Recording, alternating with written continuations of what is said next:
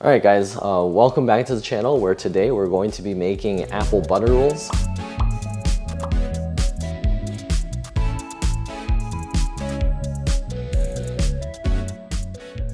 I'm using my recipe for the Taiwanese milk bread, or Hokkaido milk bread, however you want to say it.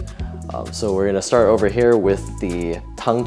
So what this is the mixture that allows the bread to hold on to the moisture. So what we have in here is 20 grams of bread flour and 16 grams of non-fat dry milk powder. And to that I'm going to be adding the whole milk.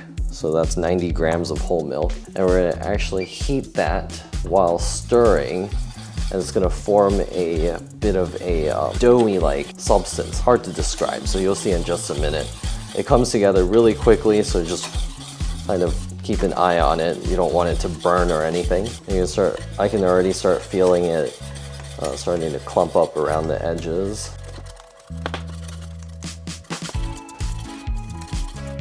Oh, there it is. I don't really want to go too much further than that because I can see I'm burning the edge over here a little bit.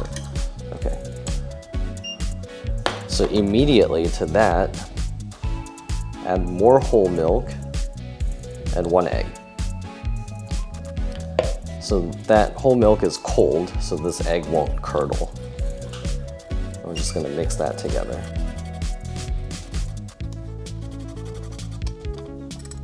Alright, so that's our wet ingredients ready to go. So we're going to come back over here on this side, and I have all of my dry ingredients already measured into this bowl as to not bore you guys with what I've done here.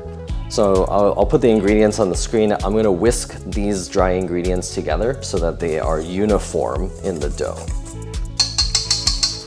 Alright, so next we'll take the wet ingredients and incorporate them into the dry ingredients. And I like to take my dough hook and kind of get this a head start, because otherwise the stand mixer actually takes some time to get it started. So you can see I give it a little bit of a head start. And then we can set it on the stand mixer where we're going to mix this for 7 minutes.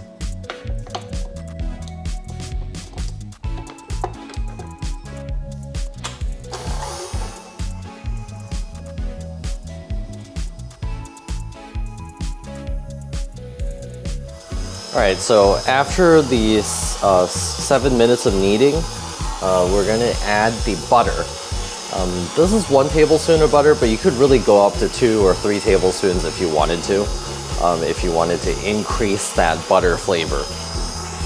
And we'll just let that incorporate into the dough. That's going to take probably between 4 and 5 minutes. And the reason why we don't add that butter in earlier is that I feel that it kind of inhibits the gluten formation in the kneading process, because the majority of the gluten formation here is caused by the kneading in the stand mixer. Okay, so I can see the butter is fully gone, and we see we have a nice soft dough. I'm going to grease my hands so it doesn't stick to my hands.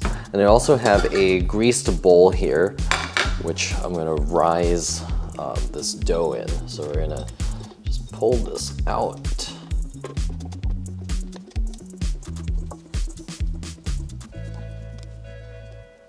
Now you take your dough ball and kind of shape it into a nice round by tucking it underneath itself.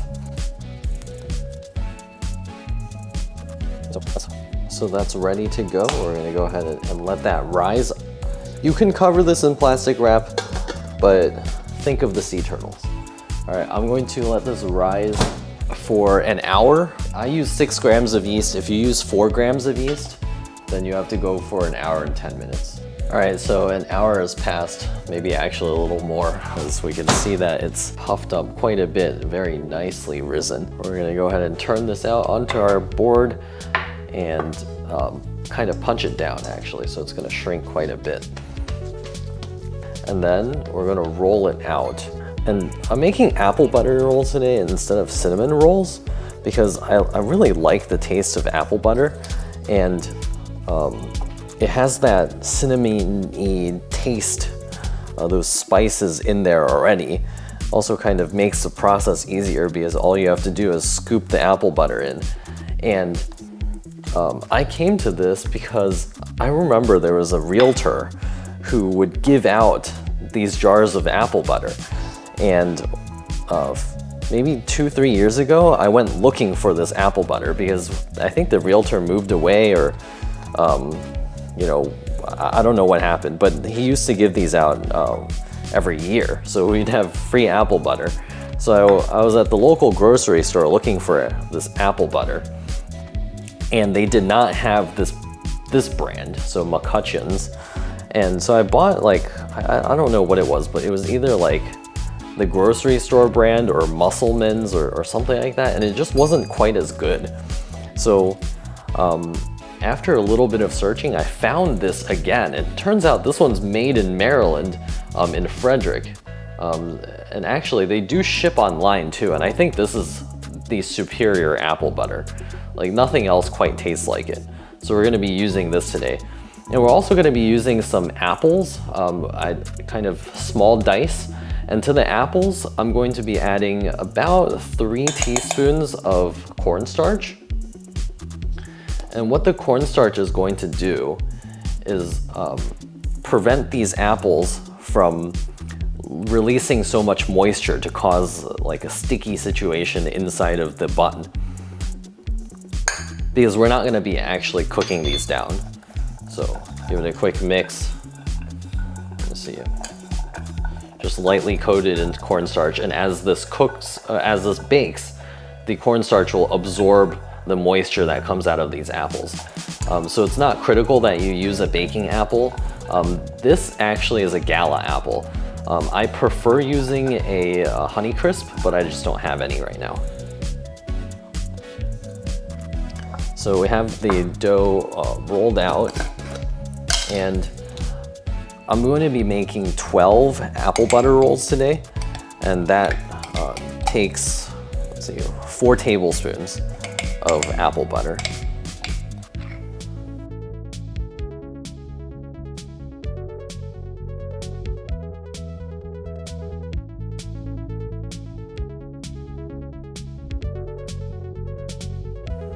The balance on this brand of apple butter is by far the best. It's not too sweet, the spices are perfect, I love it. So just nice even layer, and then we can start adding the apples to it.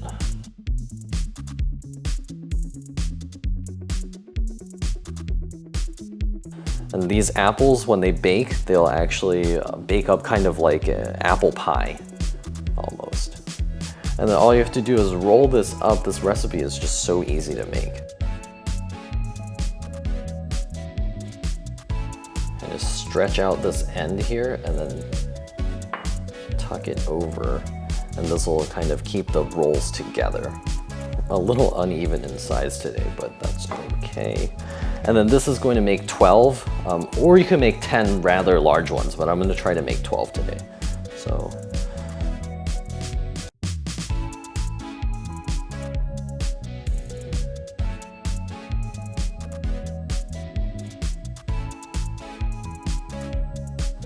All right, so I have round 8-inch tins that are already greased, and 6 go in each.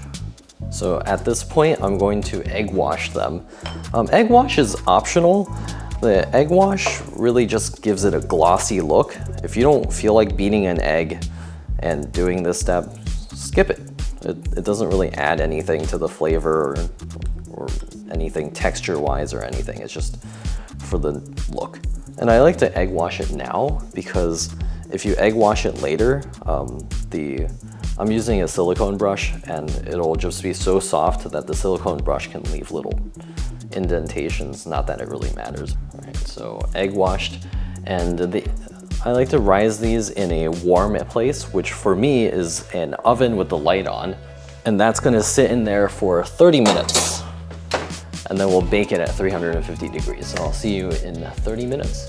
Okay, so 30 minutes have passed and you can see the buns have risen up nicely. So now we're gonna bake them at 350 degrees for 25 minutes. right, look at that. Beautiful golden brown apple butter rolls. I would recommend waiting probably 10-15 minutes before you dig into one so you don't burn your mouth. I'd eat one in a moment, but I think I'm gonna be giving these away, so no eating today. But we'll see you in the next one when it's time to eat again.